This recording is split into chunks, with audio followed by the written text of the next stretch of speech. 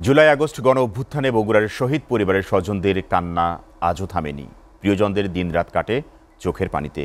এখনও তারা খুঁজে ফিরছে ন্যায় বিচার। 1 বছর কেটে গেলেও গ্রেপ্তার হয়নি প্রকৃত আসামিরা। শুরু হয়নি মামলার তদন্ত কিংবা বিচার কার্যক্রম। অনেক পরিবারের দিন কাটছে অভাব অনটনে। বগুড়া থেকে আরিফ রহমানের প্রতিবেদন। দেশের মানুষের অধিকার আদায়ে তারা নেমেছিলেন পথে, ফিরেছেন মরদেহ হয়ে। আর সেই শহীদদের পরিবারের ঘরে ঘরে কান্না আজও থামেনি। সন্তানের স্মৃতি বুকে নিয়ে এখনও কাঁদছেন মা। পরিবারগুলো অনিশ্চয়তা আর অভাবের অন্ধকারে। ওয়ালটন আবারও মিলিনিয়ার অফারে ওয়ালটন ফ্রিজ কিনে আপনিও হয়ে যেতে পারেন মিলিয়নিয়ার। আমার সন্তান, কারণ আমি দেখছি আমি মা, আমার সন্তানে কত নির্মম কষ্ট পাইছে। আর যে প্রচণ্ড যেভাবে হত্যা করছে আমার সন্তানকে, আমি চাই ওদেরকে ধরে নিয়ে আইনের আওতায় সেই কঠিনতম বিচার হোক। অতি তাড়াতাড়ি যেন সরকার তদন্ত করে বিচার প্রক্রিয়া কাজটা যেন শুরু করে, আর কোনো নিরাপদ ব্যক্তি যেন দোষী না হয়। এখন তাই নাই ছোট চলপল থুয়ে তাই কেমন চলবি বুঝছেন না তার অবস্থা পরিস্থিতি। 1 বছর পেরিয়ে গেলেও ধরা পড়েনি প্রকৃত আসামিরা।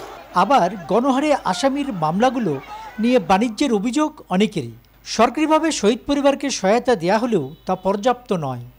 আমার সারা জীবনের ময়না চলে গেল, মরে গেল বাবা, না বাবা।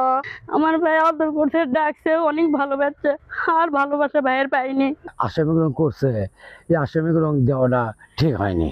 তাছাড়া আমার ভাই ওই আত্মারা কষ্ট পাবে। জুলাই গণহত্যার মামলাগুলো দ্রুত তদন্ত করে প্রকৃত অপরাধীদের গ্রেপ্তারের দাবি করলেন বৈষম্য বিরোধী ছাত্র আন্দোলনের এই নেতা।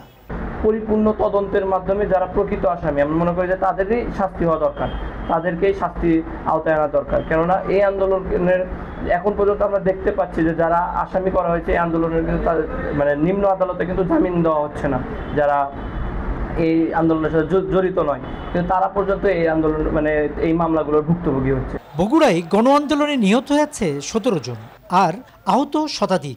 সবগুলি হত্যাকাণ্ডের ঘটনায় মামলা হয়েছে। তবে নিরপরাধ কেউ যেন সাজা না পায়, এমন অভিমত শহীদ পরিবারের।